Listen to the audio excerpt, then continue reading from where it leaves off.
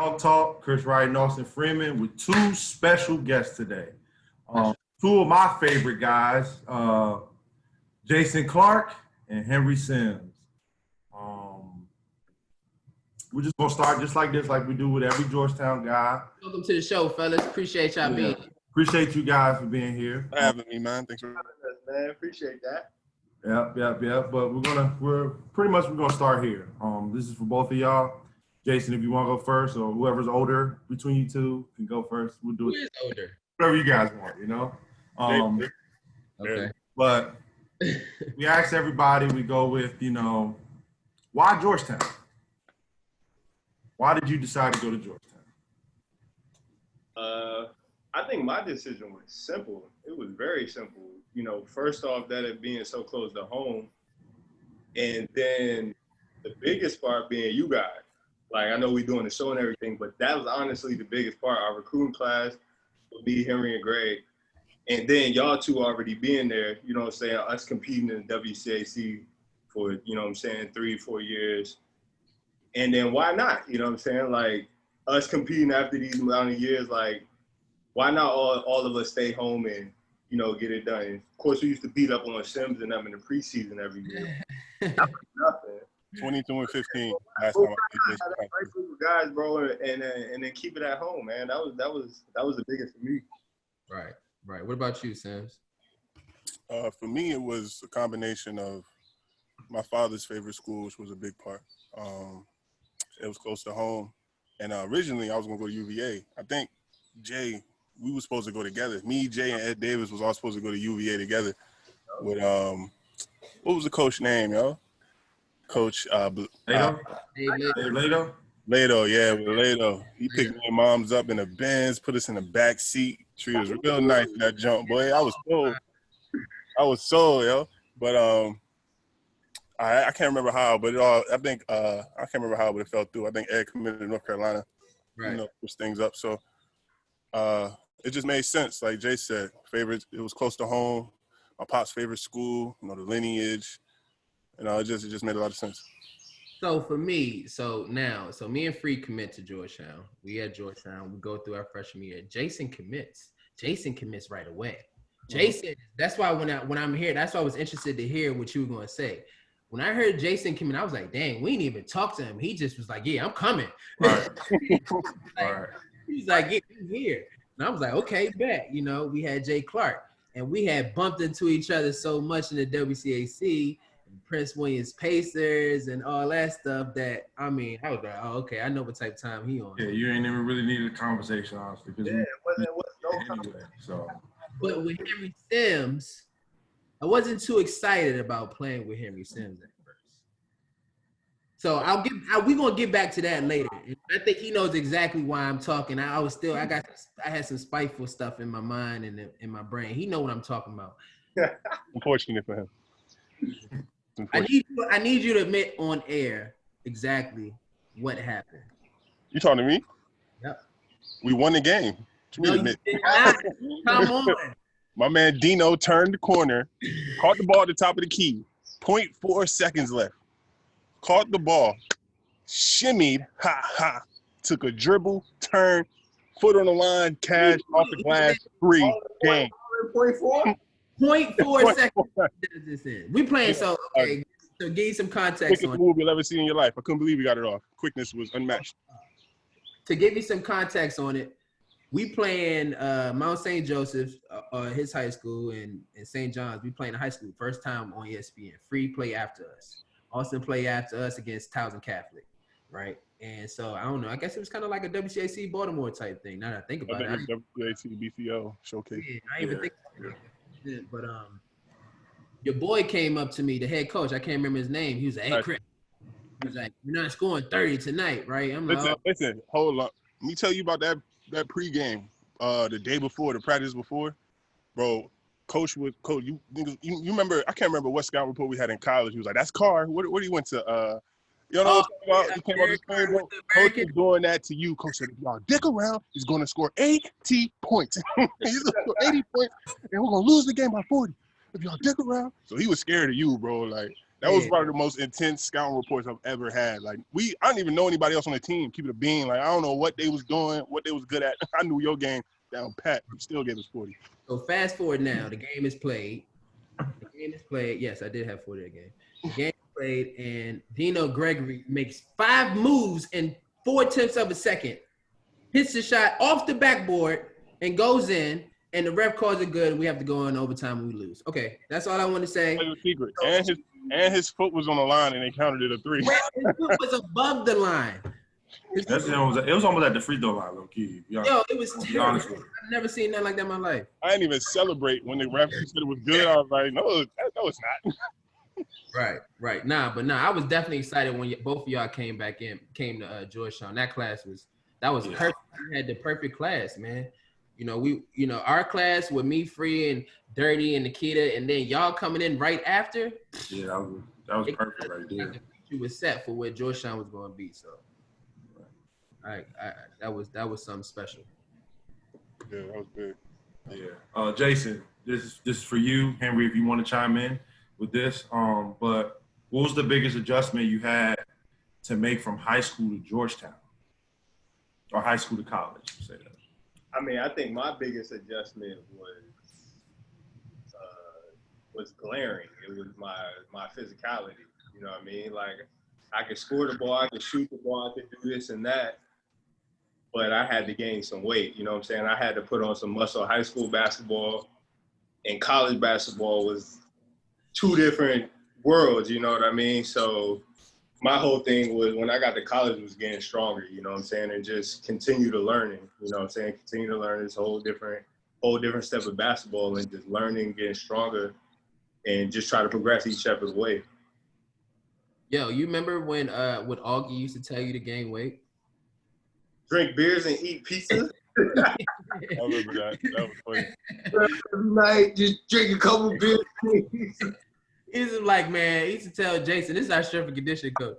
He used to tell Jason, yo, Jason, you gotta crush. You gotta throw back a 6-pack every night, bro. and PB&Js. Coach is killing me because you won't wait. The crazy thing is, they was on him, bro. But Jay looks exactly the same now as he looked in college and high school. In high school, what? Wait through all that. Hey, looking exactly the same. Even you, Sims, you always even you got a little, Yeah, like I got a little. You know what I'm saying? Jay just looked like Jay. Like, nah, bro. Jay ain't changed. It wasn't happening. No, you remember when he bought us all them groceries in the Brown House that summer? Mm-hmm. We killed them and they gained a pound. It had to be like $300 worth of groceries, yo. Yeah, shout out to He was scared for his job, boy. That's why. Yeah. I still say it to this day. Jason Clark's probably the only dude I know that played a 40-minute game and not even sweat. Like, not grab his knee, like his jersey, none of that. No.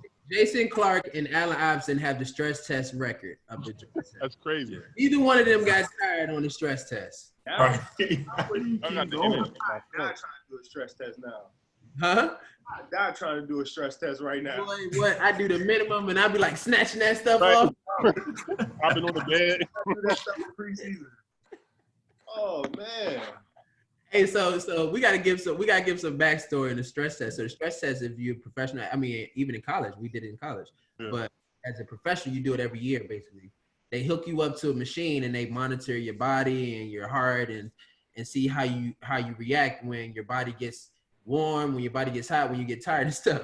So there's certain levels that you got to meet. Jason, he don't even start sweating, the whole time. Like he just running. He just going. He ain't even think about it. Everybody else after like 7 minutes be kind of. Jay just same pace. Like don't drop pace. Same pace. We was young then. Running.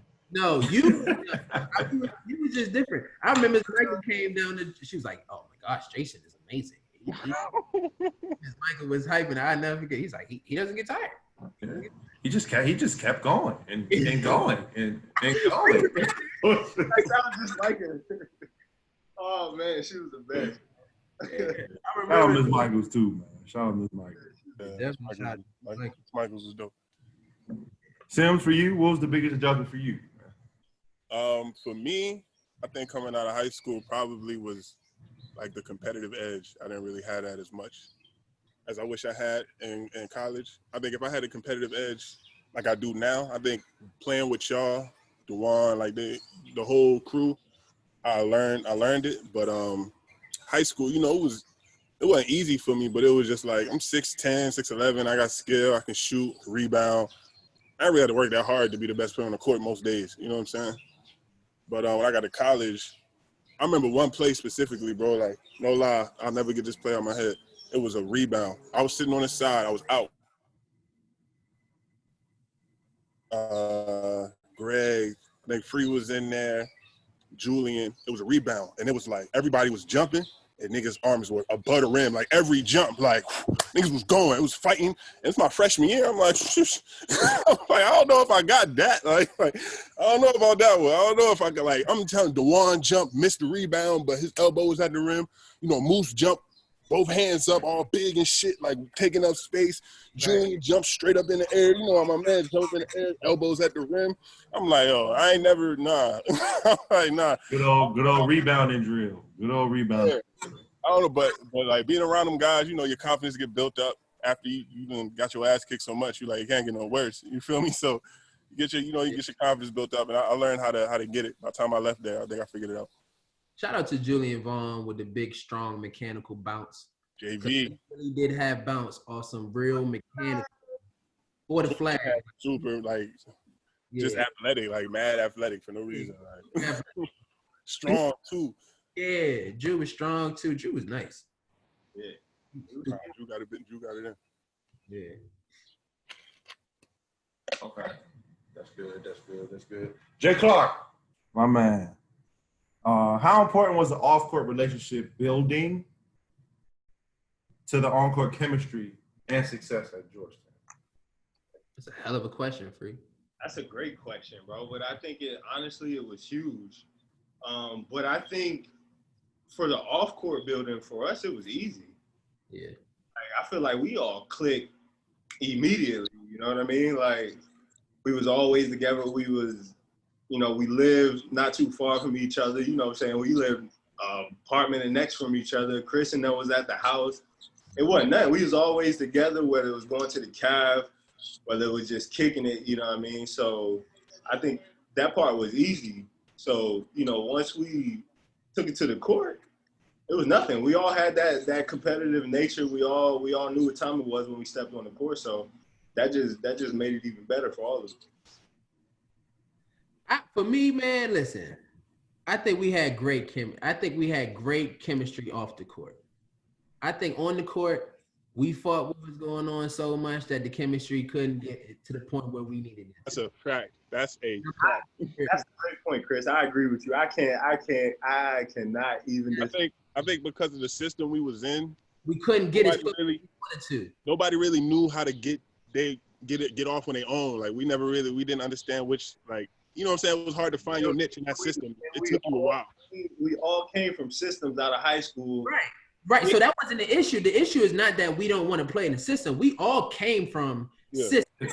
We came from look at schools we went. He went to DeMatha. You went to O'Connell, Mount St. George, and St. John's. We were all taught in a certain style to play.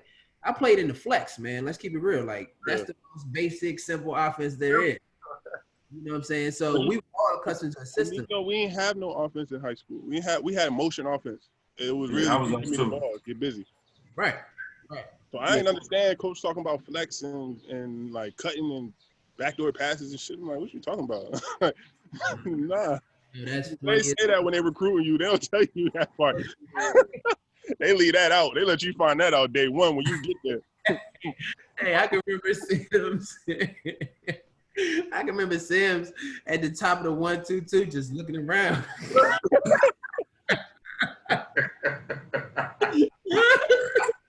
My man don't know if he should pass the ball, go to the basket. Yo, because you know in the Princeton, if you pass, if you dribble, it's two different plays. Whole different offense, bro. I'm like, dang, what I do? And what I do if I do what I do? What I remember so vividly about it is you could see that you were processing so much. You wanted to get it right so bad, but you had no clue where to go. You know, and that's funny because a couple of plays before that, I think that's when Coach Burke told me, like, no matter what you do, just don't turn it over. I was like, well, fuck it. If I just got to sit here and hold this jump, I'm going to sit here and hold it. So somebody come get this out my hand. I ain't playing. Right. And that's what I'm saying, man. Like, it goes back to the chemistry. It was certain ways. And then when we played, remember we used to drive out to Woodbridge in the car and go pick up. Remember we used to go play at GW. Remember we used to go hoop. We was on everything. And we used to love it. Everybody used to have so much fun. Killing. Oh my God. It was like refresh. Everybody's doing their thing. We all playing together. Everybody has their opportunities to play their game, but playing free, you know. So that's why I said that chemistry, if we could have translated that into something, okay, yeah, then we, you know, it's justifiable that we a top 10 team every year. But I don't think that because we couldn't get to that level of, you know, just individually, we weren't comfortable enough to trust in that. You know, that was tough for us because everybody kind of had their own stuff when we came into it. It wasn't like we was guys that nobody knew about. Exactly. Yeah, so it's kind of like, look, man, you just got to kind of, you know, clean me up, throw some J's on me, let rock, you know, yeah. You know, that's how I kind of felt, and I think that took everybody on that team, especially like D Summers. Yo, if y'all could have seen what D Summers used to do to us in high school, boy, it was like watching Braun. Like, no, not even joking. Like, man, we watched it in practice against you, and I'm not even trying to be funny, but we used to watch like, wow. Yo, listen, it was playing high school, bro. D Summers, it was like a championship game, an MIAA chip or something. And I think our starting big was hurt, so I started. And D Summers came to the hole, yo, hit me with a shoulder. Boom. Like, you know how like the air go out your chest? I lifted up off the ground and shit. I flew back, right, hit the wall, hit the ground. D Summers missed, though. He missed the layup, got a charge. He got to play. Coach, you all right? I said, yeah. My mom said, there you go, baby. Good job, baby. D Summers was an animal in high school, boy. If he could have done that in college, man. Story. D Summers would scare you into. I gotta get D Summers on the show too. D Summers would scare you into passing him the ball. So he won't even say nothing either. He'll just look at you. Like, all right, you just get D Summers just scream on me. I ain't had no problem with it. I was okay with it. I give you the ball because I think you're gonna score every time you're gonna touch it. So I wasn't tripping. But yeah, man, that's crazy. So what you think about the chemistry, Sams? What you think about the question that Jay just had to answer? I think very similar on the lines that you said. Like off the court, like from day one, like it was easy. Like kicking it with y'all, hanging with y'all was easy. Like shit, like y'all like brothers to me for real. Like it's easy hanging out with y'all. Easy to talk to y'all no matter what it is. Talk about whatever on the court, off the court. On the court, I think it's just like looking at our team and like being a pro for a couple years, and our team was a bunch of guys that wanted to be pros bad. Like we were all pros. We were all pros already, but we wanted to make sure the world know we was fucking pros. And with that come like, you know, motives, and dudes don't know how to necessarily express them. Everybody wanted to get to the league. Everybody wanted to get paid. That's what everybody's motive was at the end of the day. But we all went about it different ways. And I think that on top of, you know, the system didn't necessarily let us flourish the way we wanted to. And you know, that I don't think it translated to bad chemistry. I just think it just on the court rather. I think it just translated more to us not being able to feel comfortable playing the way everybody wanted to play. Like we know Lump can get off and go for 50 any night, but can't. we won. That's the thing about it. That's what's crazy about it. We were top 10 team every year. Yeah. So we were winning. It's just that when it came crunch time, we didn't really feel comfortable enough with what we were, you know. We didn't like. We didn't really have a play or anything. We could just go to somebody and get a bucket, like. Right, and we knew we could do that, but it just was so. Yeah, we had to do all this stuff to get Moose the ball. Like we had to do so much shit to get Moose the ball. Right. I remember the Big East tournament. I'm thinking, well, I can't remember what it was, but Moose had just scored like 5 or 6 straight. And Coach came to the huddle, and like I think it was like a pause, and I think Lumpy was just like, "Man, get this big motherfucker the ball, don't give it to him." And to give it to him, he had to draw, what was the low post? Got to dribble down, spin, get the nigga tired. He got to run down, switch blocks. Throw it in. Yeah, just run up, throw that bitch in. Right. I used to think, people be thinking I be saying I've always been like this. I will always say something. I've always been like, just give him the ball. Yeah. We need to play to get Jason a shot. We need to run a play to get Free a shot. I used to do that all the time. I used to live for timeouts when Lump would come back and say something. That would be the best in the world. Or like, and you remember when Hollis got boomed on in Memphis? No, you got dunked on too. You keep trying to. Stop. You were in it. Y'all both were in it. Oh, I was in the video frame, but if there's a picture, nah, I ain't in that picture. Not taking stuff out of this. Yo, I wasn't in that picture. Yo, that's Hollis put in that picture. Yo, I never.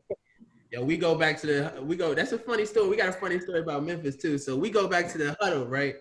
And I never forget because Kenya Hunter, my man, oh my God, he was so funny. And so we sitting there and we sitting in the huddle and Free just, Free get the laughing, but he just sitting over there with his hand over his mouth like, oh my God, right? And I'm trying not to look at Free. And then coach walk into the huddle and he's smiling.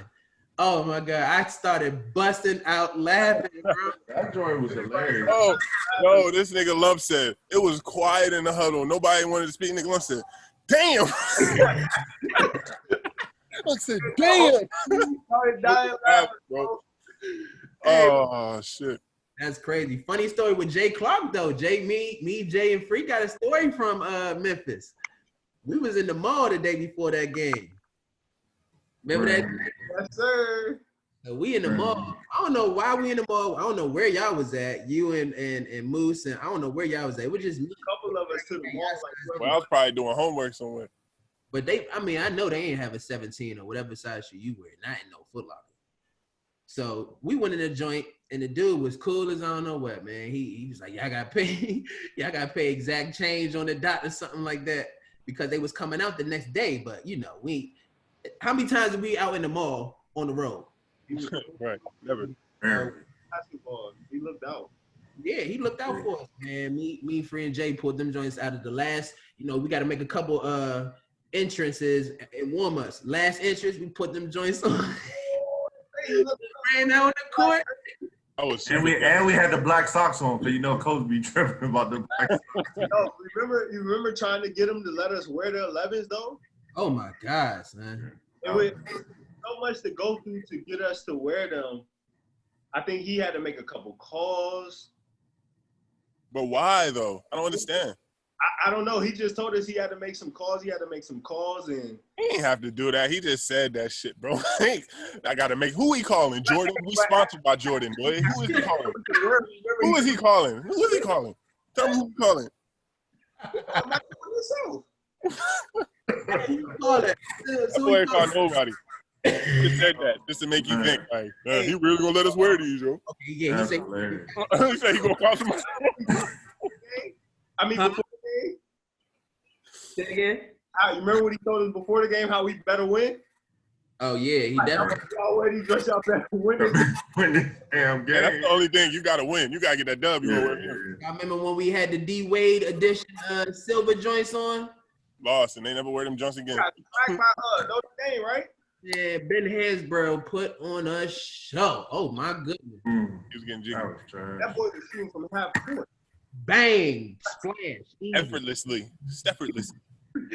Respect. That's where he got Biggie's play of the year. I was like, yeah, he was. He was cooking. Even though I think Kimba should have got it, but Hansborough was cooking that year. Ain't a bad. Listen, either one of them two that year was fire.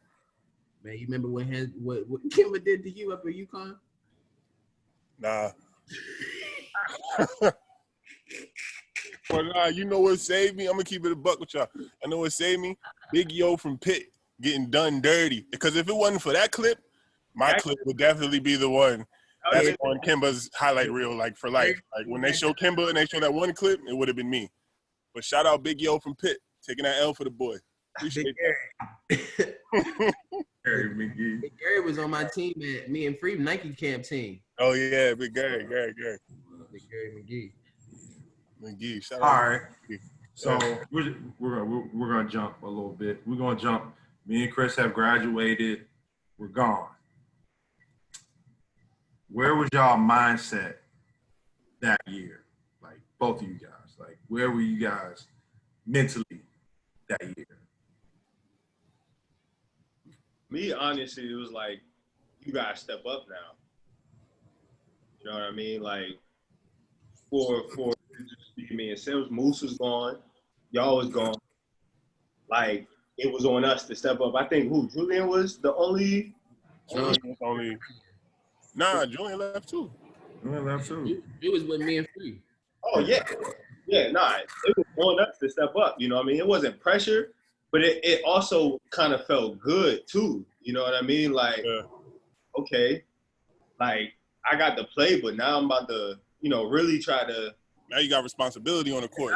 You're not just out there. You know what I mean? Right. What about you, Sims? How'd you feel? I felt the same. I felt like I had being a big at Georgetown. You feel like you gotta deliver. You know what I'm saying? So I kind of felt the same. To deliver. Huh? Total obligation to deliver as a big at Georgetown. You have to, like, or else you look at it as a failure. Like, because it's big man you feel me? That's what they call it. Right. But I didn't really feel pressure, but I felt like it was time for us to make noise. And y'all gone, you know what I'm saying? The time is now. So looking back that year, y'all senior year, I knew Jay was going to step up. Jay was ready. Jay was ready. Sims was ready. But Sims, you ain't get the opportunity like that.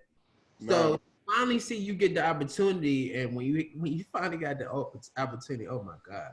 It put a smile on my face. Bro. Just to see that, man. It was just like, listen, dog. Senior year, I thought I was about to work at UPS, nigga. Listen, you want the real life motivation, or like not even no funny shit. I think it was one of them days. I don't know. I was late for class or some stupid shit, and you and Free took me in a stage to talk to me. Y'all remember that? No, keep going though. I want to keep going. You and Free took me in the stage, and I was like, damn, I must have fucked up if they trying to have a one-on-one with me, like in the back of the gym. Like the stage is like, the back of the gym or whatever. So y'all was like, Free was like, Henry, come here, yo. So you know what I'm saying? I put my slides on, ran to the gym, and Lump was like, yo, you fucking up, yo. Like straight up, first words, like, yo, you fucking up, yo. Like I can't remember what I did, but it was like, I couldn't go 2 weeks without fucking up. And I did something super stupid, I guess. Lump was like, you fucking up. Free was like, yo, y'all really gotta figure it out, boy, because shit, after we leave, you ain't gonna you gonna be the leader. And then Lump said something that literally stuck with me for the rest of my life. He said, you don't want to be no big nigga working at Pier 1. That nigga Lump said, I'm 5'10", I can do that shit. He said, you can't do it. No, and I lie to you not, bro. And I promise you everything I love. Every time I drive by Pier 1, my nigga, like, it's one near the crib. It's one down the street. At least. Every time I drive by Pier 1, I think about that. Every time, bro. Every time I'm in the gym, bro, I think about that. I can't be big. Oh, my God. Yo, that's wild. Yo, that's funny. But you got it. First of all, I'm not 5'10". Hey, you was saying what you was saying. Yeah. I will say this. That sounds like me, 100%. I remember that, bro, vividly, because that kind of lit a fire under my ass. Because I was like, them little T-shirts they be wearing, that shit gonna be kind of small on your boy. You feel me? Right. Like, you had your white socks on, because you was steady with the white socks. White socks and some Bucks on. You're saying with your belt. That wouldn't have been no disrespect to the Pier 1 guy. I just did not see that for you. Yeah, it just wasn't my lane. Nah, it woke me up, lit a fire under my ass, and I handle business. I have a question for both of y'all now. Now that it's over and your careers ended. Jay, man, goodness gracious, you went out like y'all gonna recognize what I did up here. You know what I'm saying? I really respected how you stepped up to the plate, but you was like that from day one. That's what I always say about Jason. As soon as Jason stepped foot on campus, he was ready to work. Yeah. It wasn't nothing about worried about no playing time, worried about where he gonna fit in. He gonna get in and do his thing from day one. My first workout was with you and Ronnie at 6 a.m. You remember that up at Yates? Yeah. It was like one of the first days we got on campus. I worked out with you and Ronnie at 6 a.m. up at Yates. Right. That's when I used to do them 6 a.m. joints. And Jay Clark, we was in there, we was getting in, but Jay was always shot. And I used to try to win every race. And I see this little dude, I'm looking at his feet. One thing I Not sweating or getting tired or nothing either. every race, bro, and that was the competitive nature. But Yeah. but what brought it out was y'all being there. You know what I'm saying? Yeah. Like, It was such a competitive environment. you wanna show that what you working with. You know what I mean? Absolutely. Always man. Yeah, it was such a competitive environment, man. It was such a competitive environment, especially in the summer times when we used to get Kevin Durant come back. Remember when Chris Paul came in there, and that's when I knew Henry Sims was a professional basketball player. Remember that? Day? Boy. That's when I knew I was a professional. But I was like, damn, like Yeah, Henry was like, yo, I didn't even know I could do this. that's a fact, boy. Yeah, like I remember when Chris Paul came in, I was like, yo, Sims needs to start right now. You know what I'm saying? So CP gave me so much confidence too. He was like, yo, and he just talked to me. You feel me? Like I ain't had too many people just holler at me like that. Just like, yo, you should. I have my hands ready. Layup every time. Every time. Every time. Yeah, it was great just the competitive nation at the guards, man. Me and Jay going at it every day.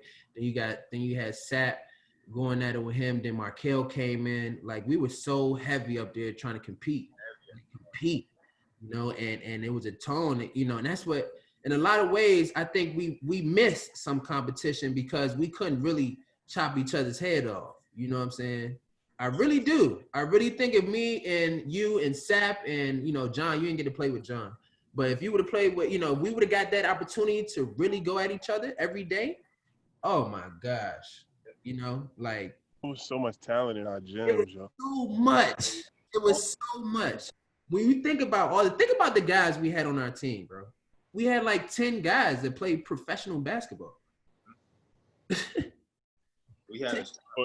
We got guys that don't play and could still play professional basketball. You feel me? Like dudes that just, you know what I'm saying? God, we got a lot of talent in that gym, boy. Some days, that shit was unbelievable. Some practices, that was just some. I think our practices was dope because every day somebody was going to do some wild shit, like because there was so much talent in the gym. You was going to get a good show. I feel like for us, I feel like open gym, like pickup was probably like some of the best times. Yeah, pickup was the best. The time where like most guys really were able to, you know, go out and do their thing. We weren't just running, you know, the Princeton at the time. You know, you come down and just go at your man. You don't really gotta pass. Yeah. All that stuff. So I felt like pickup for us, especially when George would come up there, we would play against them. Right. Or, you know, different schools would come up there and we'll play against them. Or just even like Jeff would come back or KD would come back. Just like those days when we would play pickup, I feel like that was the best time you would see like how talented and how good the guys that were there really were. Just having guys there. And not just pickup either, bro. You Kenner League when we was there. Yeah. Kenner League too. Everybody got to Kenner League, funny shit. was up in them stands during Kenner League, how lit the games works. Everybody got to boogie how they wanted to boogie. And it looked good. Yeah, we was going at it. We won that joint. Hey, Free. Jen and Greg. Yeah. So wait. Jay was there? I was there. It was me and you, right? You, Jason, Henry, and Greg were on We got them yellow watches. Sims didn't play. All y'all was on the same team. Sims didn't play and Moose didn't play. I think it was just The me. championship game we didn't know. Yeah, but they played. They were on your team. Why you mad then? Because, like, why? Because we won? He sound real upset. I am. I could have one. Why you mad at us, man? They put you on the team because they knew that Austin Freeman just needed to shoot the ball. That's all. Austin Freeman used to play with Austin Freeman. No. Call Austin to get out the way. No. One person at least. Huh? Golly, man. It was all y'all and Free by himself. Yeah, like come on, yo. At least one. Free by himself. Well, But you get a taste of that real quick. He be sitting on the sideline waiting for his game, staring at us, mad as on over.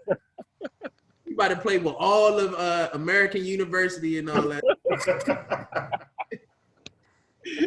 Right, we came off the court, had a good time with each other, like had a blast. Everybody shaking their hands. Everybody leaving, go to the locker room, lead the game, lead my game now by myself. I'm leading the game by myself. We shit at halftime. Like, what? Nah, yeah, that No was conversation after the game. I'm just leaving, you know. How you can't go free? It was all right, you know. y'all in the cab now. We back at the room, bro. All right, y'all. I'm about to go to the cab. I'll see y'all a little later. Hurry up for they close. Hey, man. Hey, that's funny. Hey, but me and Jay Clark got active in the championship game when y'all wasn't there. Oh my gosh. I can't remember why we wasn't there. You played it. We didn't have nothing else to do, bro. We had the last game this summer. Back and forth. Yeah, it was the last game. So we're back, and we was playing against Roger Mason. So I think. Yeah, I remember that. I remember. Yeah, I think. Watching the highlights. I wasn't there though. Yeah, that was a good game. That was fun, man. Now I want to ask y'all: if you had to do it all over again, would you go the same route? Would you go to Georgetown? Be Listen, honest. I say this.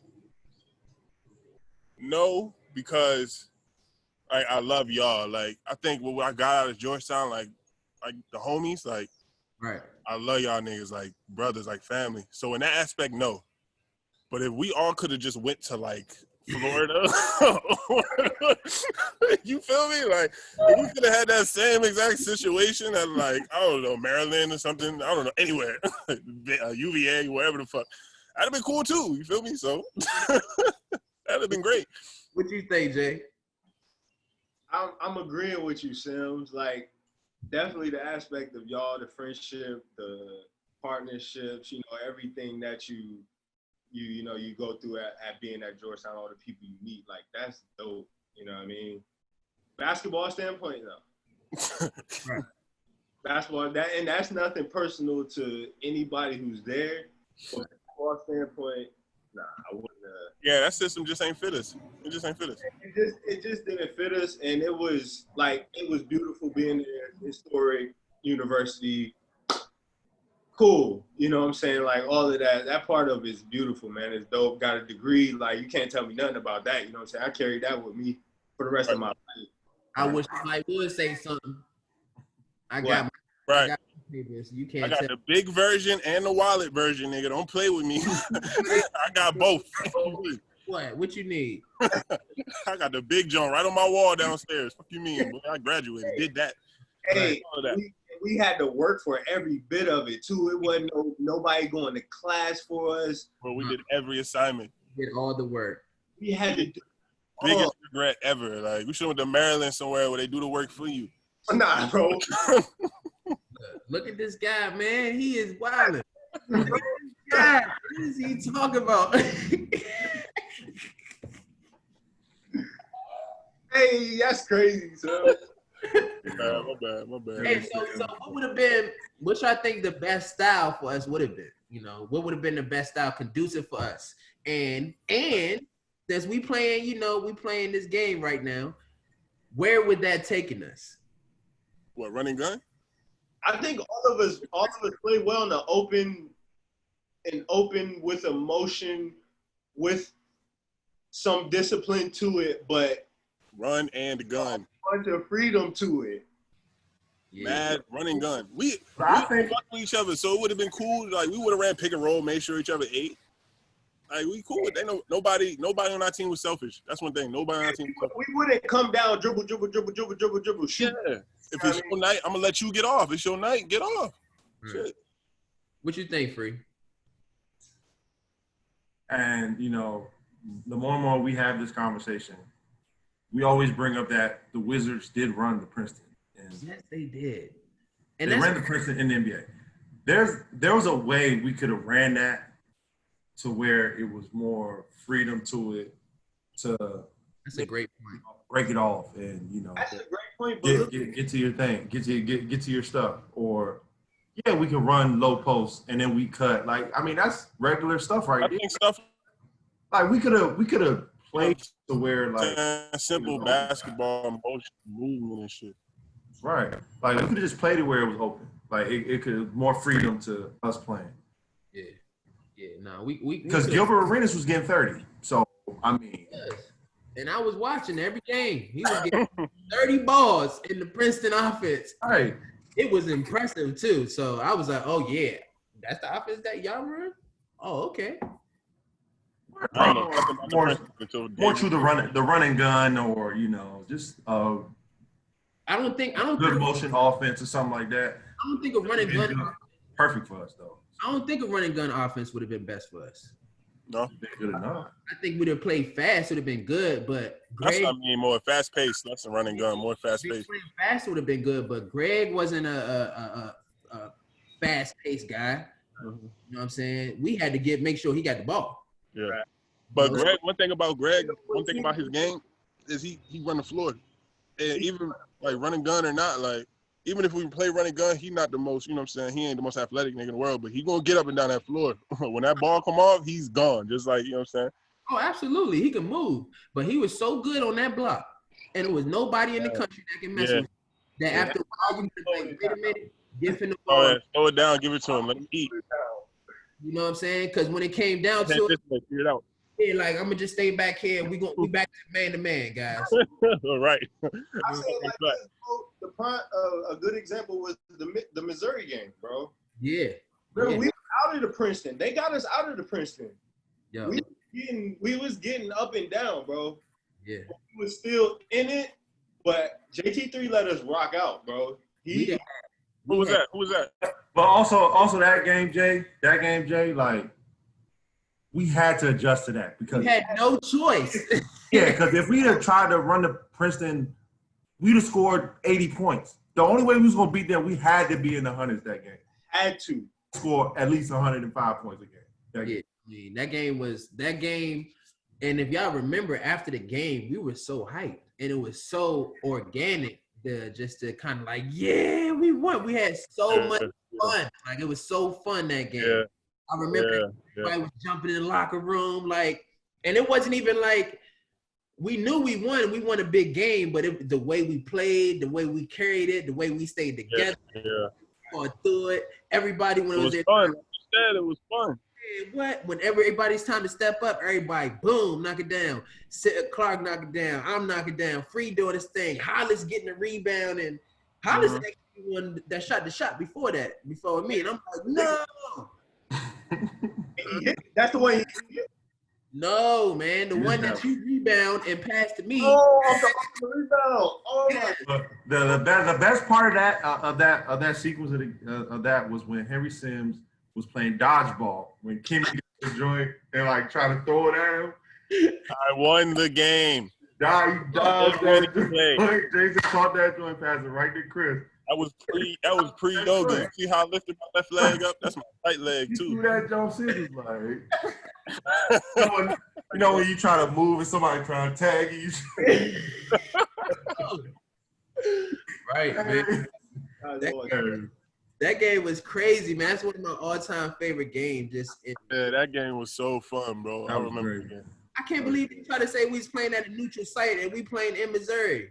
Oh, down the street from that shit. Packed house in that thing. It was flooded in there, boy. Yeah, it was loud in that joint too. What's your most memorable game from college? That's one of them. Yeah, I'm about to say on that other side. Man. I think the game, West Virginia, the biggest tournament, even though we lost. Yeah. Let me tell you, Lump, you one of my favorite players. I remember a lot of games that we played together. Lump and Free and Jay, y'all three niggas is probably my favorite players. That game is probably my favorite because I remember the play. I'm pretty sure it was that game when you dove into the stands for the loose ball.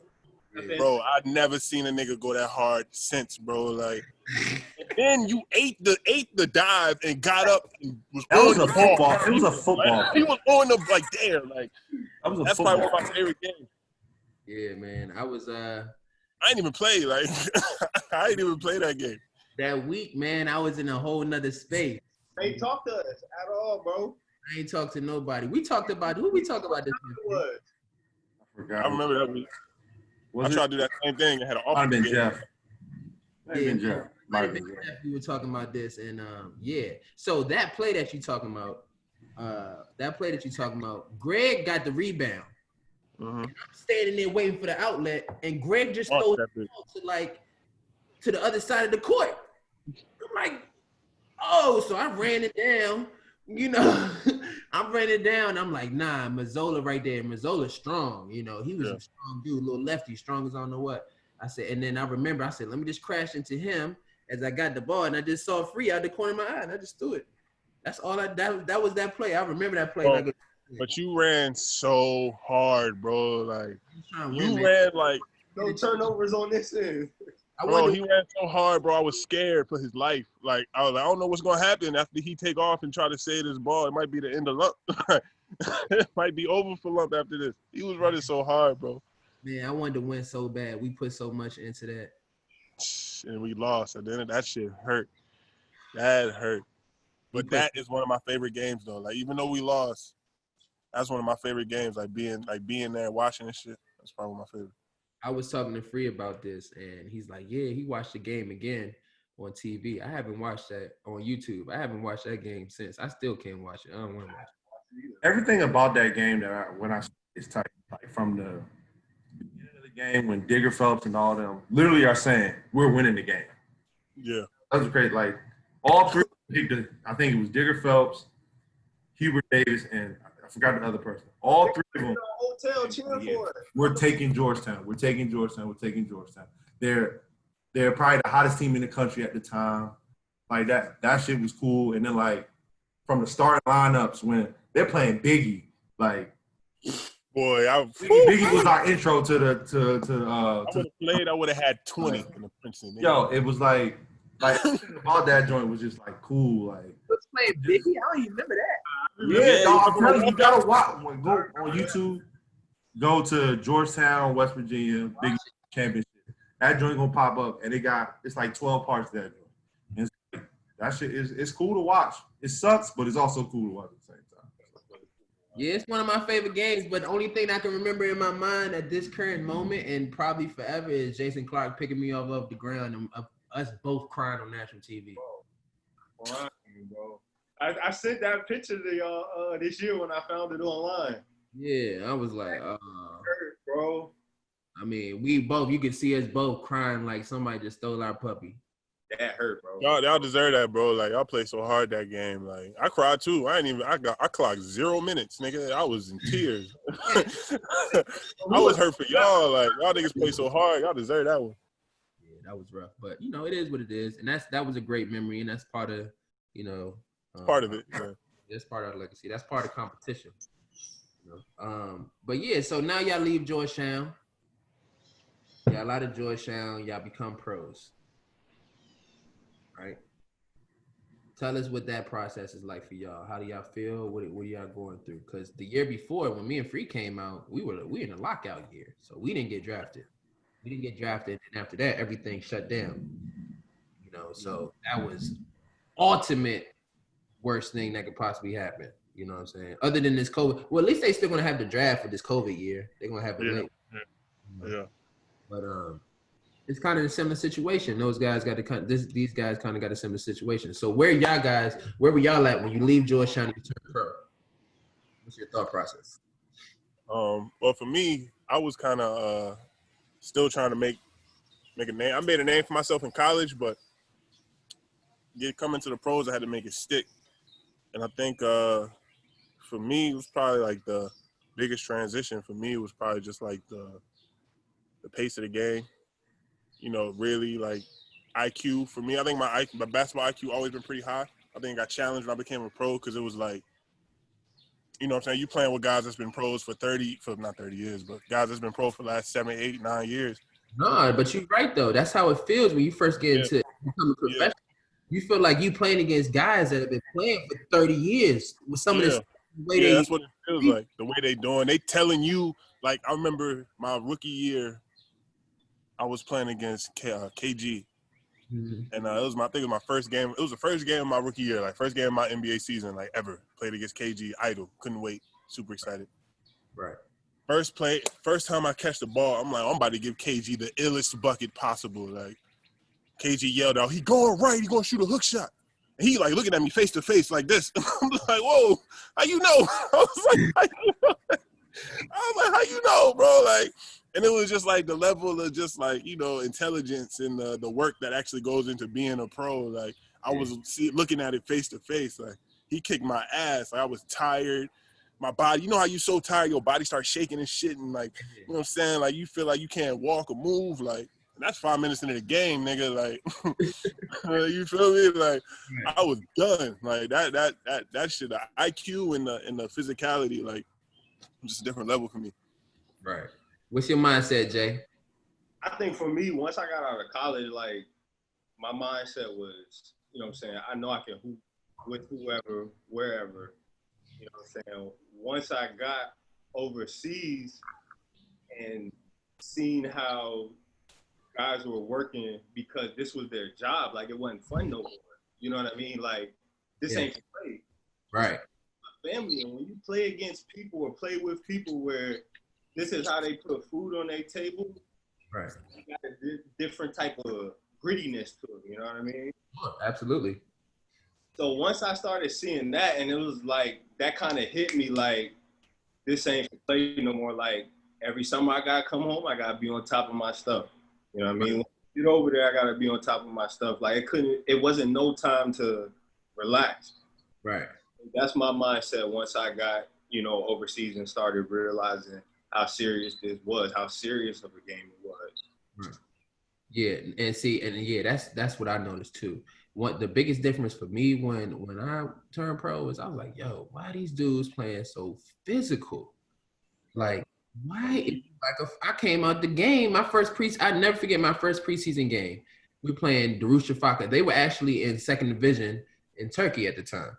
And Joey Rodriguez was actually the point guard, the guy we lost to just a couple months ago, BCU. Man, I'll never forget. I came out that game, like I swear I just wrestled against somebody or something. Like it's just they pushing you, holding, grabbing you, and I'm looking around. I'm like, dang, I ain't even get over half court yet. You ain't even getting fouls, none of that. Man, that's crazy.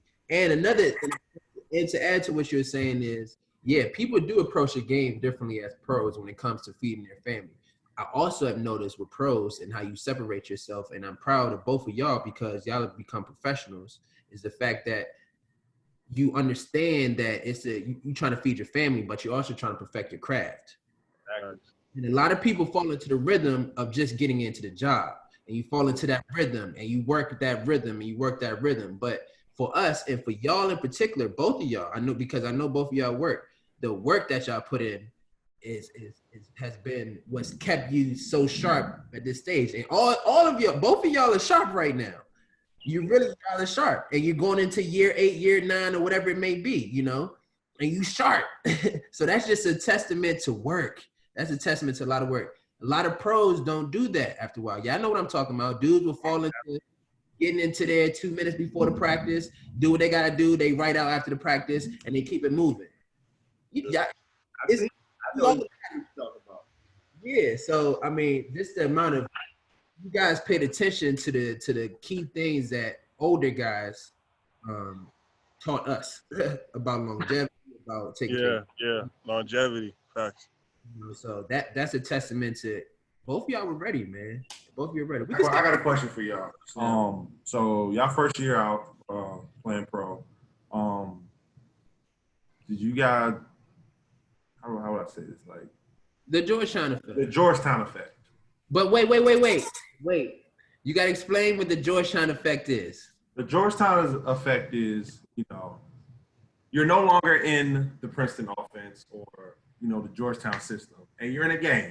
Say, you know, you catch it up at the top of the key, Henry, and you're like 1, 2, 2, and was like, oh no, I'm not playing in Georgetown. Let me go in and do my thing, right? Or Jason, you got the wide open shot in the corner, or Dwayne, you like look at it, but then think, oh nah, let me dribble it, see if I can dribble this guy out to cut.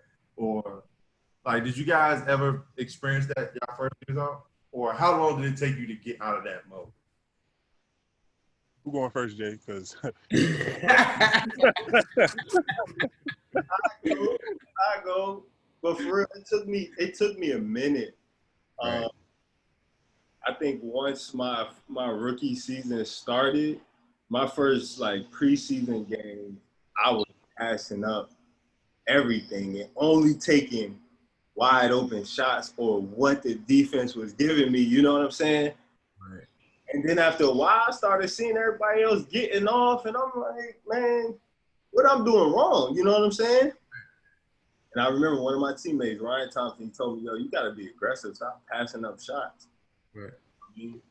And after that, once I found it where I'm not being selfish, but I'm not passing up and I'm being aggressive, everything started clicking. Everything started rolling. But that Georgetown effect, boy, it lived with you.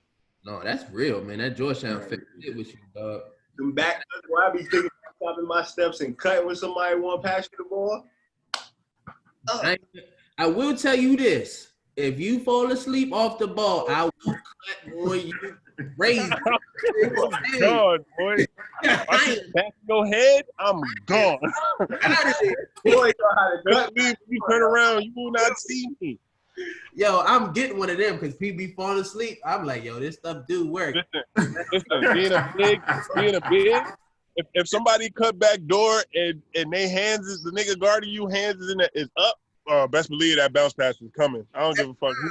You better catch it too, or I'm on your ass, boy. Because I know it's a perfect pass. I've been perfecting this pass for years. I know the pass is perfect. Right. You better catch it. You better finish. Right. And you better have a nice finish, because if you one thing I would say about the Georgetown offense, and I want to get your answer too, Sims.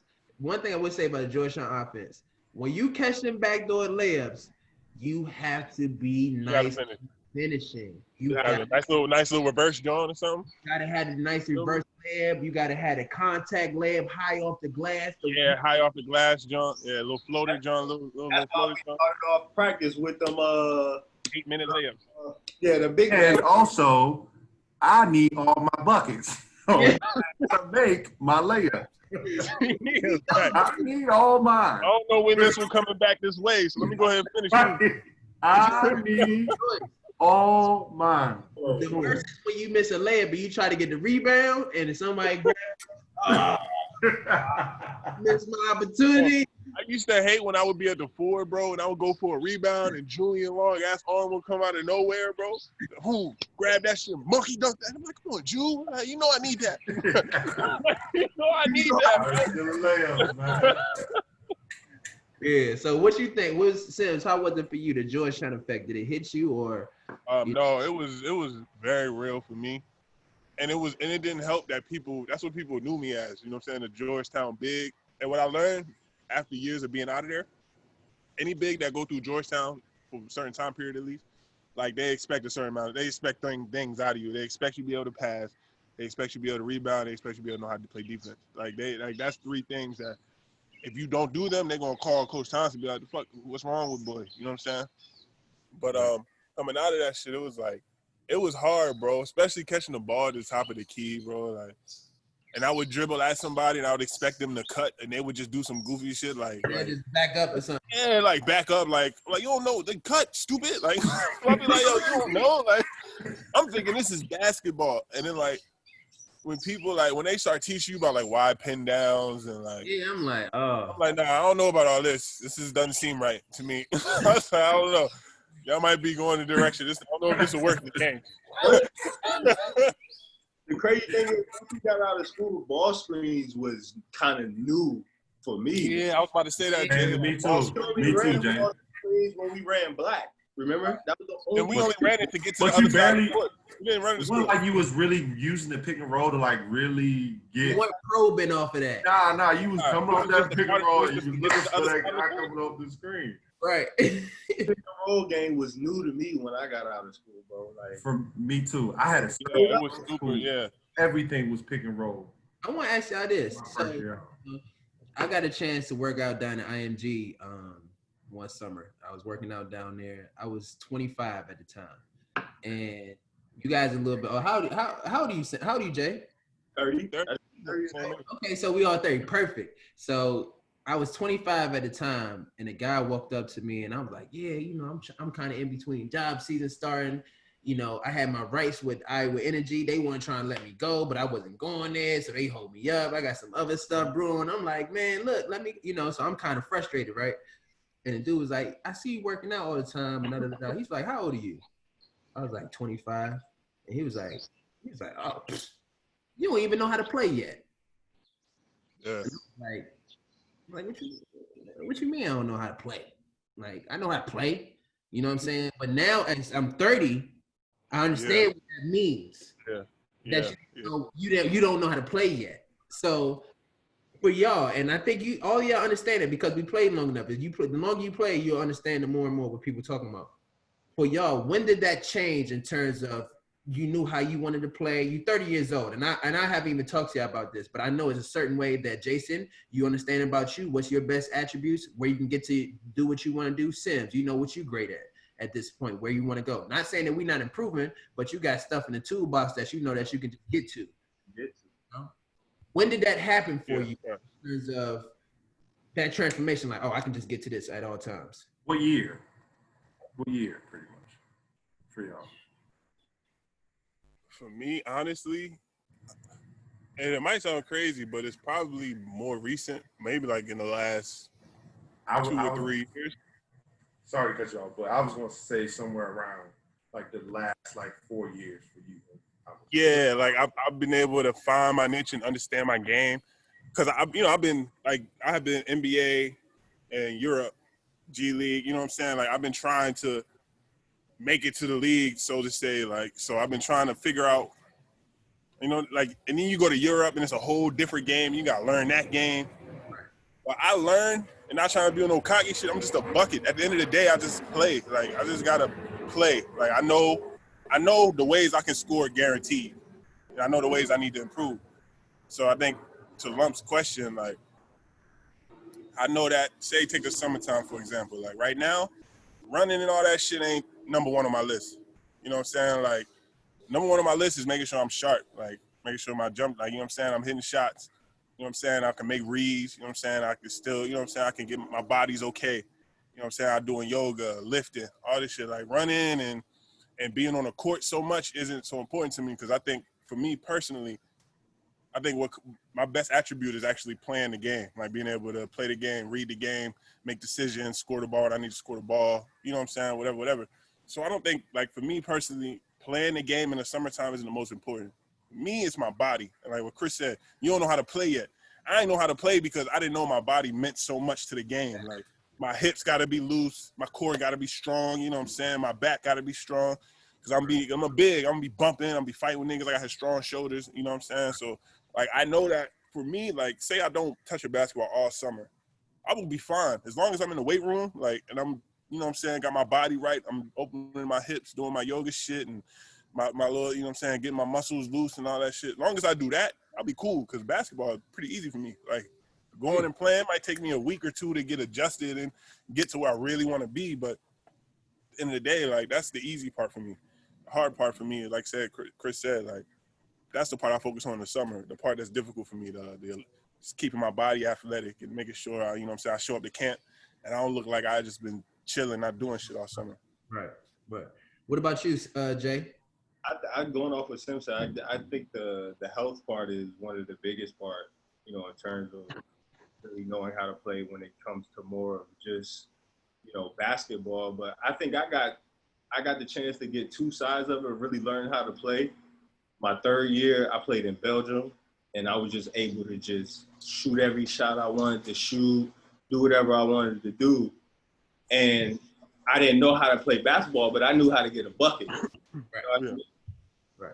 And as that year went on, I had a coach who was a point guard who was just helping me along that way. And then so the next step I got to the next year, it wasn't about just giving me the ball, getting the bucket. I had to learn how to play, the extra pass, how to catch it in small spaces, rip and go, the bounce pass when you in the lane to a big, not a high pass, like all types of little things like that. You start to learn the pick and roll. You start to learn how to read defenses and all types of stuff like that. So I think that's the part. I think I would say my fifth year is really when I really understood how to play basketball. Yeah.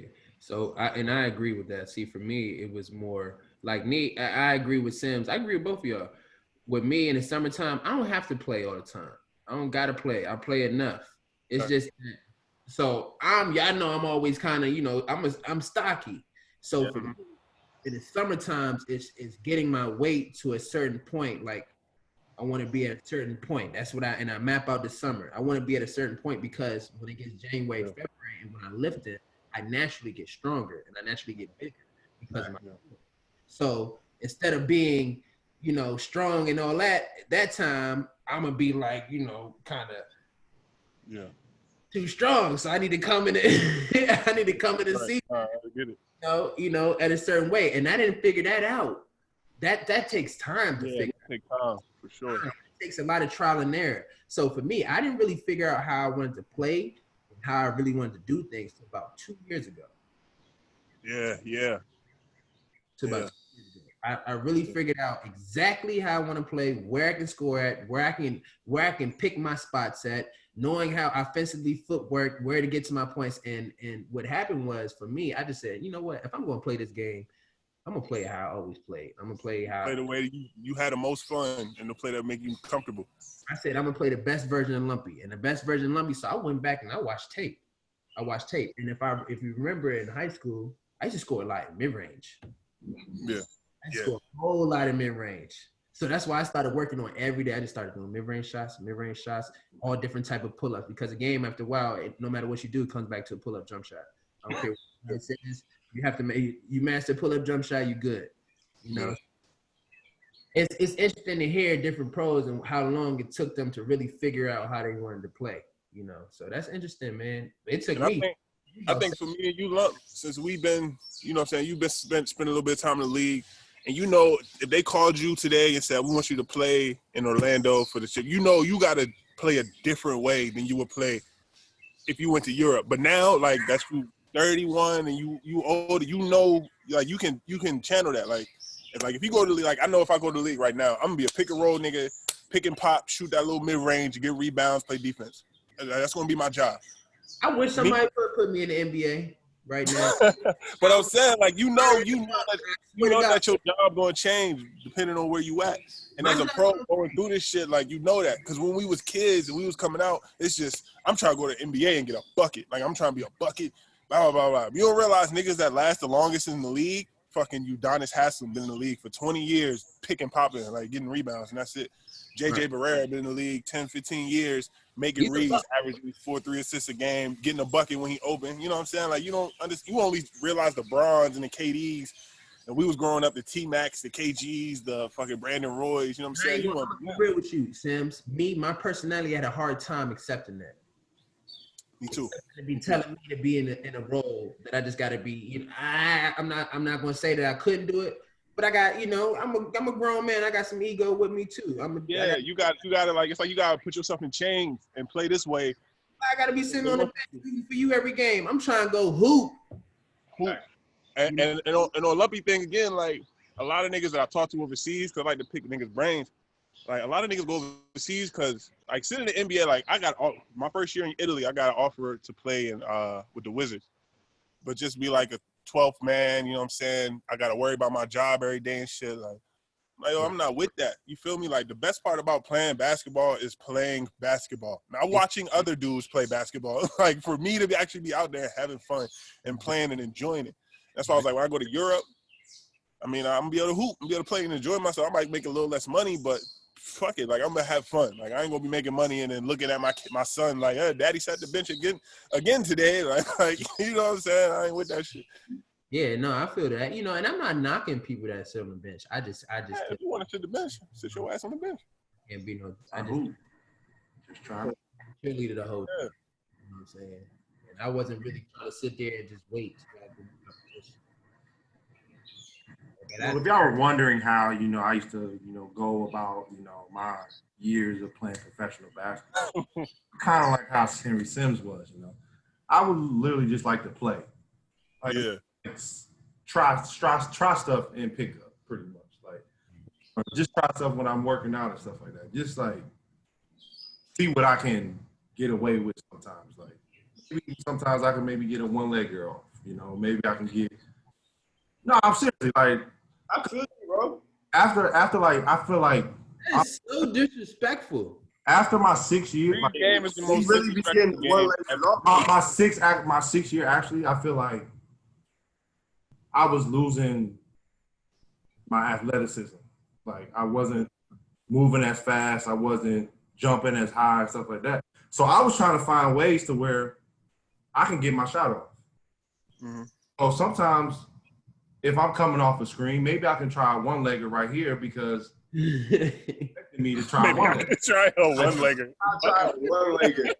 And this is Like really it's his just like mindset throughout the games, bro. and like playing, I felt like playing was the factor on where like I could try it out to see if maybe I could get it off here. Because guys are like 6'10", 6'11", and can really guard a pick and roll. So I just had to see where I could try stuff sometimes, Yeah. That's how I go about things, Free is so nice, dog. It's nice, bro. my nerves how nice he is in basketball Yo, sometimes. I remember one day honestly, a couple years ago, I said, yo, Free, yo, like, where you been at, yo? Like, man, I ain't touched a basketball in like 3-4 months, bro. I heard that. Game to 7, Free scores 6. Like, come on now. Nigga ain't touched a basketball in 3 months. I ain't gonna hold y'all. When the season would be over, I would take my time off. I would. So, Jay, Time off. let me ask you, Jay. So you came off the Achilles injury, right? And coming off the Achilles injury and coming back from that, how was that? How did you handle that? Because to come back and get back to the level that you at now and playing and feel comfortable in that, I know that was a ride. I know that was a rodeo right there. Yeah, that shit ain't easy. That was the toughest ride I've probably ever been on, bro. Just like mentally, you know what I'm saying? Like never ever going through something like that and not knowing what my future was, you know what I mean? So that was tough part for me, but once I got over that hump, once I got over that little bit of depression I was going through, like I remember like why I do this, you know what I mean? Like I got out of that little funk, even if it was okay, I can only work my little leg right here, I was doing it. You know what I'm saying? Getting after it, building it. So once I got back on the court, bro, it was like I was coming for everything. You know what I mean? Like I had a chip on my shoulder where everywhere I went to play, like I had to get it back because I had never been through anything like that. You know what I mean? So that was my mindset after that, was just going after it. And then I didn't play so much that first year. I only played half of the year. Played the next year. The next year I won MVP. You know what I'm saying? That's major right there. And that's crazy for me, like hearing that, because like just being with you at Georgetown for 3 years, never really saw you hurt. Never. Yeah. Never. So like hearing that year when you tore your Achilles, I was like, I ain't believe it. Right, like what? I'm like, dog, like how? Like this one dude, I can honestly say, like, he don't get hurt. Like he don't get hurt. He don't get hurt. Adorable. 4 years at Georgetown, I could probably take the blame for the one time you may have hurt yourself. The one time you may have hurt yourself. May have broke my whole finger, bro. So I'm on the baseline, and I didn't know how close Jason was to me. So like, oh my goodness. So I kind of like do that, like he threw a bullet pass. Threw a bullet pass, and we low-key was like from block to block type. And I guess it kind of jammed his finger or something like that. And that's the only time I can really think of the time when he actually got hurt. I'm sorry, I apologize for it, but there was one time where me and Jay bumped heads. Jay broke my tooth. Or Jay stripped my tooth. I still got the scar under my eye, bro. Still got the scar. Fuck my smile up. Yeah, man, my smile is forever damaged going to Georgia. I remember that shit too, Lumpy. Yeah, I remember Lumpy shit. Lumpy fell on the heart on the floor, nigga. But you remember the dent was still... It was a pickup, bro. No, it was just pickup. Or was it practice? No, it was workout. It was preseason workouts. We were doing them stupid. One of the times when the whole group, when we was playing 5-on-5, and we was out there like. No, it was not 5-on-5. Yes, it was, though. I'm telling you, it was. It was not. We were doing that rebounding drill. It was. Yeah. It was 5-on-5 because we were all. It was 5-on-5 and we was playing against each other. Bruh. Nah, I remember. It was a rebounding drill, free. It was a rebounding drill. We had to get like 3 rebounds to get out the drill. Remember that drill, Kenyon Hunter?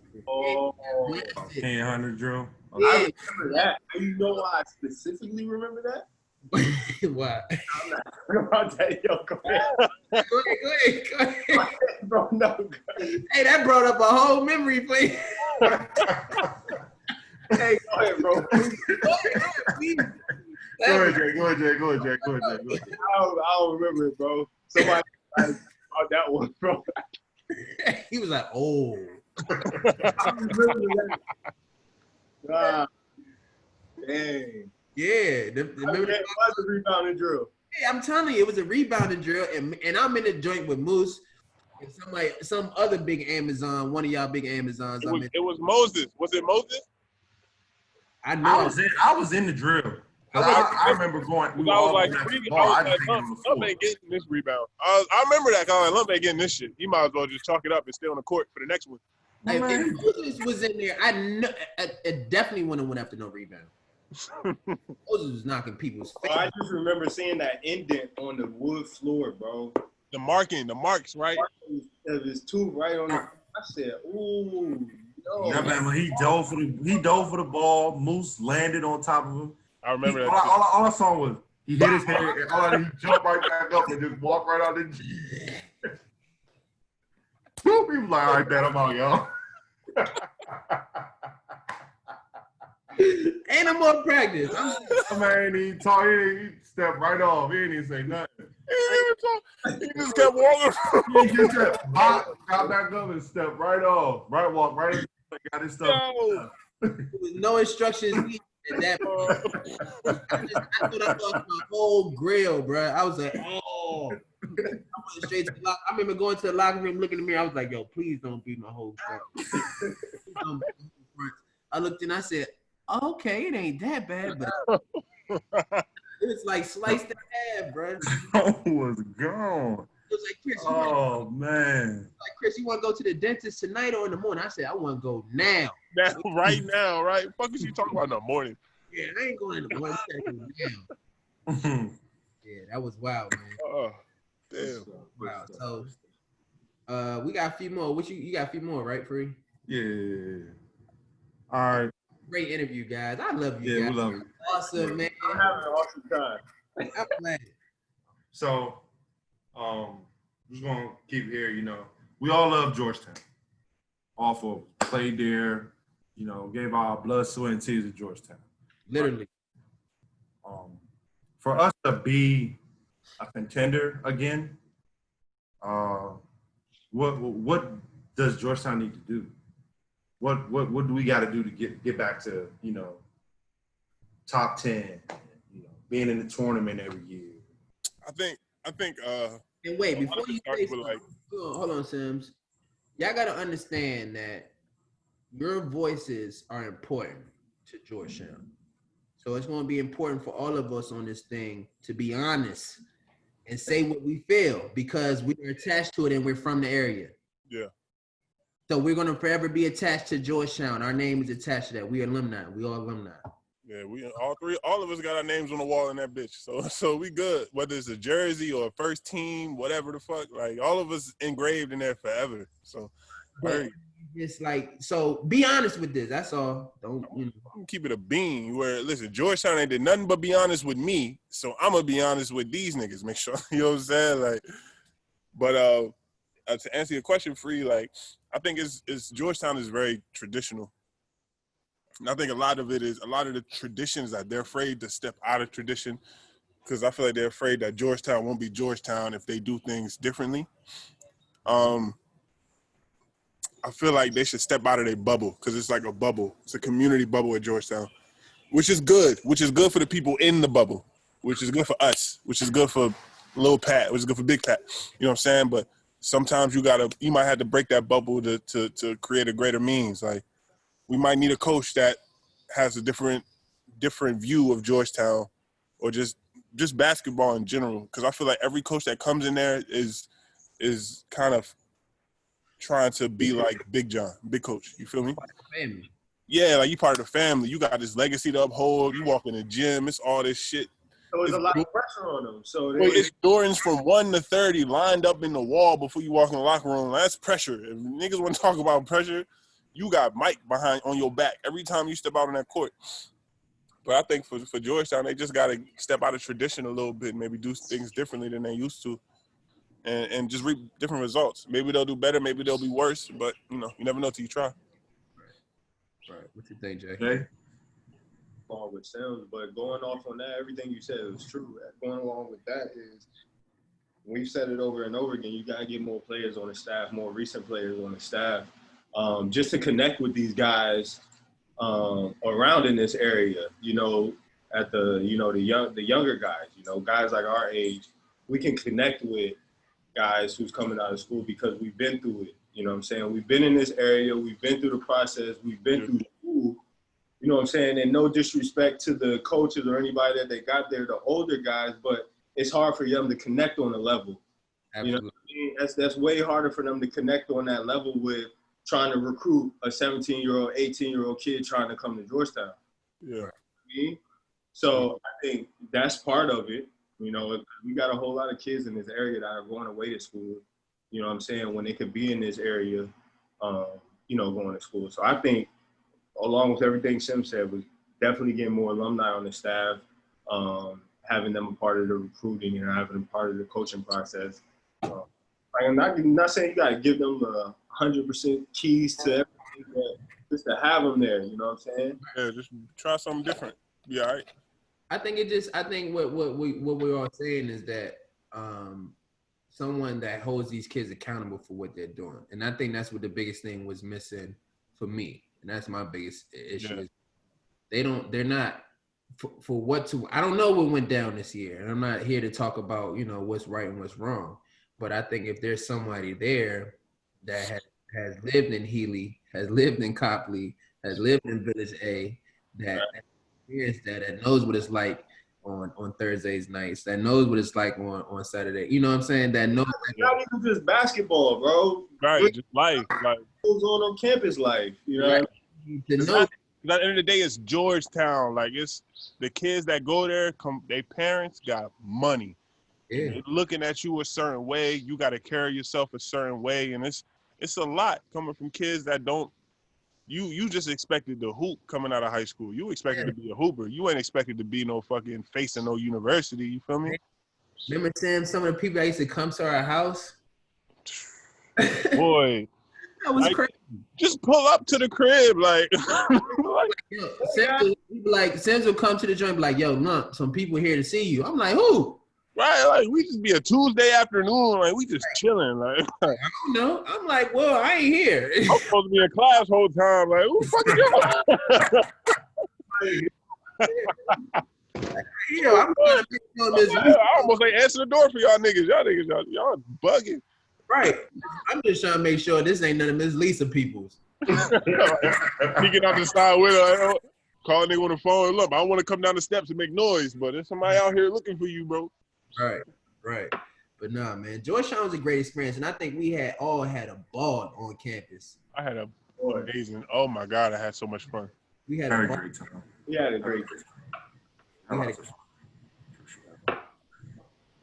Hey, y'all remember when Sims had that casserole walk through campus at one time? Glass casserole, Joe? Casserole? Oh, I remember that. The glass casserole. He walking like this. Yeah, he was like, oh, I don't know where I got it from, but Yo, that's Yo, I remember that, bro. That shit was mad. It was like a glass pan, and it was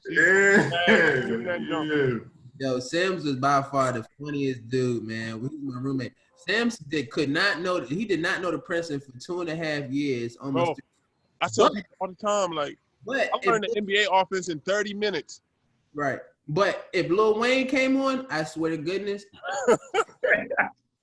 Henry Sims knew every word to every song that Lil Wayne has ever rapped on. Every word. That's all that mattered. I used to be sitting. I don't need to know the Princeton right now, but if some Wayne came on, niggas would fuck with me. It was over, bro. Dancing over there and everything. No cap. I was looking at the the Midnight Madness for my freshman year, yo. Oh, That was probably the most lit. I really thought I had my own concert for like that 45 seconds I was out there. Oh man, that was one of the best times of my life. You came out. Did you come out to A Millie or Moose came out to A Millie? I came out to no one on the corner had swagger like us. oh, that's right. You had the shades on, didn't you? Yeah, I had the shades on. Came out to J verse though. Oh yeah. What you came out to, Jay? Soldier Boy, my guy. Yo! Which one I came out to though? I can't remember which one you came out to. Soldier. No, you can't turn my swag. Oh, that shit. Yeah, That's what you came out to. Soldier Boy. I ain't even gonna hold y'all. Ain't nothing like the freshman year Midnight Madness though. Yeah. Ain't nothing like the freshman year Midnight. Freshman year Midnight Madness, yo, like you think you in a different world, like you on a different planet. You not Oh, in. the joint is crazy. It's wild, man. Freshman year Midnight Madness, I wasn't even supposed to walk. I put the shoe on and walked out there. I had a boot on. I had just broke my foot. I'm fresh off surgery. I'm still like, limping out. The adrenaline got to him, Joe. He forgot. That night was brutal after that.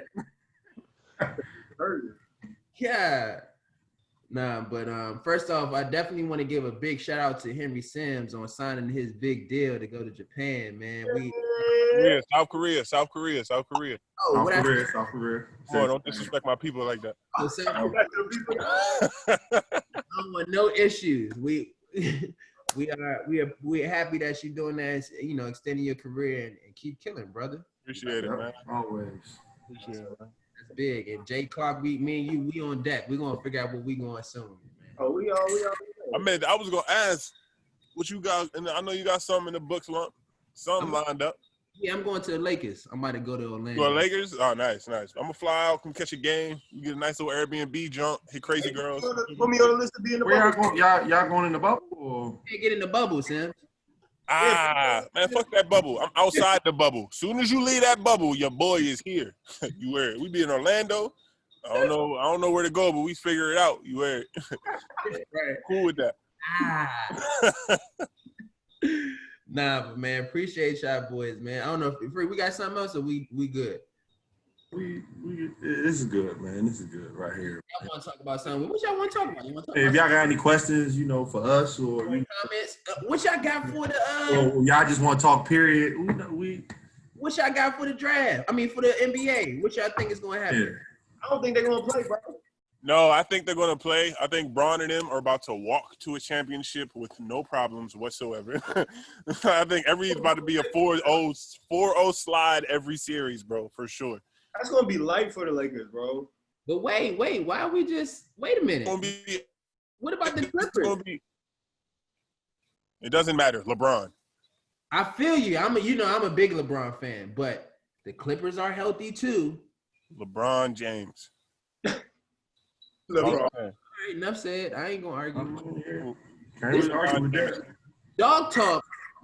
I don't know about free, but dog talk. Big dog. Chris Wright. I'm a big LeBron fan, so I'm with all the LeBron, all that stuff. So I'm with it. Listen, Braun is going to win everything: finals MVP, sports humanitarian award, whatever award is available from here on out. Braun is about to sweep it, win all of that shit. And I hope he keeps the gray in the beard because I like that. Yeah, I like that. He look like he grind, like he grinding, like Yeah, I like that. I ain't gonna fake. It's kind of got a nice little ring to it, Yeah, normal. The fro, I don't know. Yeah, the fro need to go because the hairline be all over the place. You gotta get that out of here. How y'all like the addition with J.R. Smith? I like it. Solid. I'm a JR fan though. I'm a big JR fan. I like JR too, but I like Avery Bradley for them. Yeah, because Avery Bradley lock up. Like he don't. Yeah, he was their main defender out there. But JR is cashing out. JR looks good when he's with Bron, bro. Yeah, and JR, I mean, he does have a lot of playoff experience. I mean, if you had the chance to pick, who JR or Avery Bradley? 1-on-1, I'm taking JR for sure. Yeah, because he's a tough shot maker. JR probably one of the hardest niggas. Like I had to guard JR for a while, and this is probably one of the hardest people to guard just because he's so like herky jerky. Like you don't know what he's gonna do next. Like Bron, Melo, KD, you know what these niggas is gonna do. JR is a nigga you in his prime at least. I say in his prime. Right. You don't really know what he about to do. Like he could go to the rim and boom it on you. He could pull up, 360 jump shot. You don't know what the fuck he about to do. Melo jab step the hell out you, boy. You want to know what he was doing. Melo, Amari, and listen. Get out of here. Melo, Amari, and Tyson Chandler gave me the works my rookie year. Like niggas put me through the ringer. Like that was a tough rookie year for me. Like them 4 months I was guarding them every day. It made me question myself, and you know what I'm saying? Like really had to come to the table. What's been your toughest matchup overseas? Jeez. I hear that lightning? Huh? Y'all can hear that lightning? Damn. I'm outside. This is a little couple raindrops. What's your toughest matchup overseas? Toughest matchup overseas. I don't even know mine. I gotta think about that myself. That's tough, bro. I might have been in China, because you know, like Asia is really like it's you and your matchup. Y'all literally going at each other all game. All game. And we played Jason Thompson. And he can really hoop. Like outside of the shit you see in the league, like in China, you the go-to guy, you gotta get a bucket, all this other shit. Me and him was going at each other, and we know each other, like we cool. Like when I was in Philly, we was really kicking and all that shit. But we was really getting after it. And that's probably like one-on-one, because it was really like one-on-one all game for like a good 7 minutes. Like that's probably the toughest matchup I had. Him and Zach Randolph and fucking boy, what's his name? Play with the Bobcats center, Al Jefferson. Ooh. Al Jefferson gave me the same stat line 2 games in a row, 25 and 14, 2 games back to back. Like all on me. Like I played 40 minutes, like I didn't come out. And he only uses his right hand. He only uses his right, bro. Look, it was a play. Boy was falling behind a basket like this. Not even lying, like this, falling behind the backboard. I'm there contesting it. Cash, one hand, cash. Ran out court like, young fella, ain't nothing you can do. You don't even get mad. I said, oh, fuck you too, bro. What about you, Jay? I'm trying to think of my toughest matchup. It's a lot. The crazy thing is, it's a lot of Europeans that can get busy, bro. It's a lot of Europeans, but in terms of American guards, nah, throw some Europeans out there, bro. Give some little European homies some shine, bro. You don't got to if they ain't nice. Yeah, nah. True. It's very true. Because I can tell you my toughest one was definitely, I don't know if y'all know this dude. His name Mir Chapman. We played that last year. And Chapman is an old head when I was a young dude, when I came out. So he was probably like in his 10th, 11th year, right? He was playing at Besiktas. Dude, he used to wear his shorts, like say he's probably like 6'2". He used to be gangsta out on the court with it. Like he used to have his shorts sagging, barely shoes tied. He had the headband sideways with the bald head, jersey draped just. Slim had like 20 in the first half, and like, and it was barbecue chicken. I came to the bench. I never forget my man, my man in Texas, he from Texas too. My man, my vet, my rookie year. He was like, yo, he just dragged you all over the court, ain't he? And I couldn't even say nothing. I'm like, yeah, he is, bro. First dude, that was the first time, well, other than Derrick Rose, playing against Derrick Rose was like that too. That was a lot to deal with. Other than that, Derrick Rose, that was the toughest guy I ever had to play against. I felt like I could do nothing with him at that European time. dudes be nice because they be skilled. Like they be super. They don't be athletic. They just be skilled as hell. Like He would just get into it, and that's what I'm saying about knowing. Yeah, he just knew how to play. He would just get into spots on me and shoot them right in my face. You know what I'm saying? And it was all shots that he was comfortable with. I was like, oh goodness, I can't do nothing. That was. I think for me, probably Alessandro Gentile. Really? My God. I'm gonna hit you on your private jack, and we can have this conversation. But go ahead, say whatever you gotta say. My God. Look at Jay. I already talked to him about this. Go ahead. I played against him my first year. Like first year coming out. He was at Milan. No, he was with Treviso. He's playing with Treviso. Right? Huh? That was right after he got drafted, right?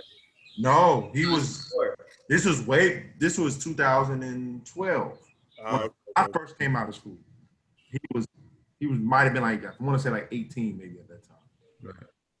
So my coach was like, yeah, he's gonna be he's gonna be good. He's gonna be a first round pick when his time comes. I'm like, all right, that's cool. So me and him going back and forth. Like he'll come down, come off the screen, bang. I come down, or at that time I'm playing second division. So like it's like you score and that's only what you're supposed to do. So I'm coming down, bang.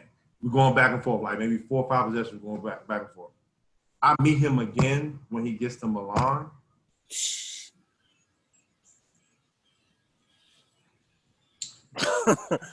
Right.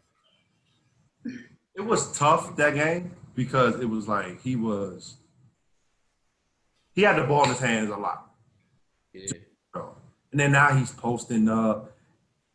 For some reason, he was just like super athletic. He was getting up off the ground, dunking. And that first year in Milan, he was looking amazing. Oh, that's what I'm saying. Goodness. Is that when you was with Pedro at that time? Yeah, I remember I was like, yo, this dude need to go to NBA right now. Yeah, I was like, dog. He's been the best Italian player I've had ever played against at that time. You might be right with that. At that time, I was like, yo, this dude looked like he need to be starting at the 3 in the NBA. Yeah. And then on top of that, it was like, yeah, he about your height. He's 6'4".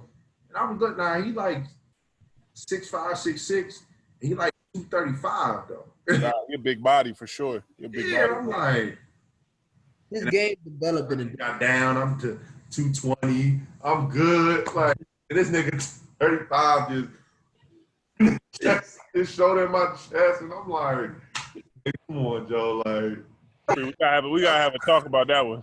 We gotta have a talk or off air. Some other shit. Okay. Yeah, Gentile, he had game. And his game changed in the last couple of years for whatever reasons, neither here. It completely changed, bro. But what'd you say, Jay? What'd you say your toughest matchup was? Or you don't remember? Toughest matchup? That's how you know Jay be dogging people. Nah, not even that. I think 2 years ago in the Euro Cup when Torino brought everybody over there. I remember that shit. And when wild game against Torino that year. Yeah, he was all about a bucket. You know what I'm saying? Yeah. That's one of the toughest guys to guard just because he's got that herky-jerky, awkward, game. You talking about Trey Burke? Who? Who you talking about? Yeah. I can't. My bad. My shit lagged out. What is that? Deontay Garrett. Oh, okay. Oh, yeah. Slewfoot. Yeah, for sure. Ball screen king. All that. Slewfoot and Mark Taylor. They had guards over there. They won the Italian Cup that year and then lost everything after that. They lost every single game after that. Yeah, that was ridiculous. Like, they lost everything. They lost like 10 straight after that. But playing against Teodosis this year was a job. Yo, Teledosis threw some shit, threw a pass by my ear, bro. Like, I don't get some great point guards that's throwing some great passes against me and my pick and roll defense. Like, Yeah. I've been witness and victim to some fire passes. But this nigga threw some shit, bro. Like, I'm not gonna lie, it grazed my ear. Like, I heard the ball, like, I smelled it, all that shit. Like that shit. Dude caught it, monkey dunk. I said, yo, how? Like, he's one of the best passes I've ever seen in my life, easily. Like, I felt the leather, like the heat of the leather, like I felt it. I was like, wow, what a pass. Huh? You had to guard him? The whole game and in crunch time. So Yeah. you doing crunch time, they just run a high pick and roll with him. Yeah, the crunch time, they just give him the ball, tell him to go stupid. Man, he had me running in circles, bro. Like, that nigga, hey Jay, we was in the same city before every game. This nigga would be at the restaurant, smoking cigars, drinking wine, eating mad, tiramisu and shit. Like, boy was eating great before games, like smoking cigarettes, like living good, like before the games. You did what? Smoking them joints before the game. Yeah, smoking all them jokes for the game, coming out busting ass. We all had teammates that be smoking the cigarettes and all that before the games. Europeans be smoking in the shower after the game. You come out at halftime, the whole gym smell like a pack of cigs, like. Man. That shit's awful. It's kind of cool though, but she was like, ugh, it's stinky here. It's cool, but like, I'm like, yeah, like. Yeah, it's crazy.